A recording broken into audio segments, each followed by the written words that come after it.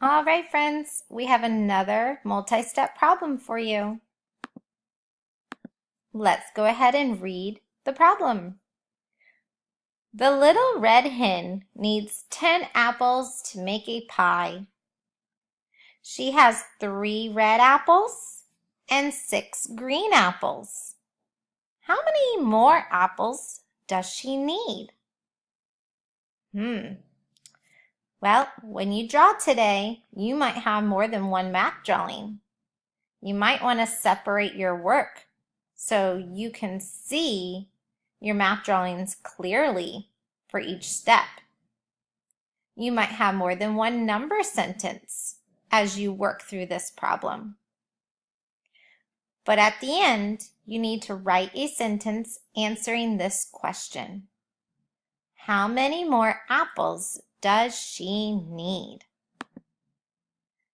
On your seesaw video, walk us through your steps, tell us about your number sentence, and how you got the answer.